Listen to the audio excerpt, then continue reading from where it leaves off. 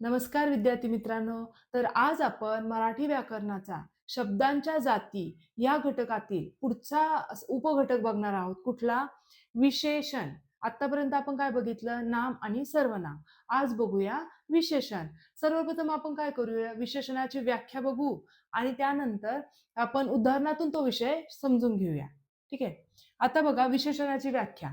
नामाबद्दल विशेष माहिती सांगणाऱ्या शब्दाला विशेषण असे म्हणतात. आता उदाहरण बघूया. चांगली गोष्ट.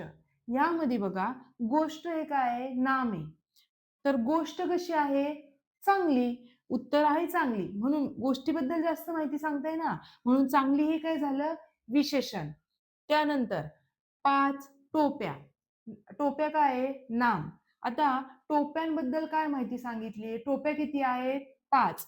म्हणून 5 हे टोप्या या नामाचं झालं विशेषण. अजून एक उदाहरण बघूया. लाल गुलाब. आता गुलाब कसं आहे? तर लाल. म्हणून लाल हे काय झालं? विशेषण. एकाच नामाबद्दल आहे ना अनेक विशेषणं सुद्धा येऊ शकतात. असं काही नेसेसरी नाहीये की एका नावासाठी एकच विशेषण येणार. आता आपण काय बघितलं मागच्या उदाहरणामध्ये? लाल फूल. आता फुलासाठी पण अजून विशेषणं कुठली-कुठली येऊ शकतात? फूल कसं आहे? सुंदर आहे. फूल सुवासिक आहे, म्हणजे छान वास येतोय फुलाचा. फूल कसं आहे? ताजे आहे. त्यानंतर फूल रंगीबेरंगी फुलं असतात. ही सगळी काय झाली फुलाबद्दलची विशेषणे आहे. म्हणजे एक नाम आहे फूल. त्याची विशेषणे अनेक असू शकतात. अजून एक उदाहरण घेऊ शकतो आपण रस्त्याचं. तर रस्ता रुंद असू शकतो, अरुंद असू शकतो, रस्ता लांब असू शकतो, रस्ता नागमोडी असू शकतो, रस्ता सरळ असू शकतो. ही सारी काय झाली रस्ता या नामाची खूप सारी विशेषणे आहे. आता आपण काय करूया, की विशेषणावर वेगवेगळी उदाहरणं बघूया. म्हणजे तुम्हाला ही जी कन्सेप्ट आहे ना, ते इझिली समजून जाईल. आता विशेषण या घटकावर कुठला प्रश्न येतो? तर वाक्यातील विशेषण ओळखा. आता मी काही वाक्य घेतली, त्यातले आपण एक-एक विशेषण ओळखूया. सर्वात पहिलं वाक्य आहे, समुद्रात प्रचंड लाटा उसळतात. तर ह्यामध्ये समुद्रात कशा लाटा उसळतात? प्रश्न विचारायचा आपण. कशा उसळतात? प्रचंड. म्हणून ह्याचं विशेषण झालं प्रचंड.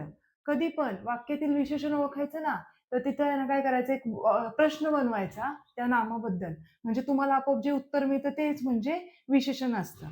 आता दुसरं वाक्य आहे. 10 तास लागले मला यायला.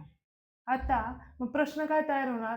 किती तास लागले यायला? तर उत्तर आहे 10. म्हणजे यातलं विशेषण काय आहे? 10. आता तिसरा प्रश्न. आपण उन्हाळ्यात थंडगार पाणी पितो. तर ह्यात आपण कसं म्हणू शकतो? आपण उन्हाळ्यात कसे पाणी पितो? तर कसे असते ते? थंडगार. म्हणून ह्यातलं विशेषण आहे थंडगार. आता चौथं. पिवळे तांबूस ऊन सर्वत्र पसरले होते. आता यामध्ये उन्हाबद्दल जास्त माहिती सांगितली. आता असं पण वाक्य होऊ शकतं ना फक्त, ऊन सर्वत्र पसरले होते. पण उन्हाबद्दल त्यांनी एक्स्ट्रा माहिती काय दिली? ऊन कसे होते? पिवळे आणि तांबूस. म्हणून ह्यामध्ये 2 विशेषणं आहेत.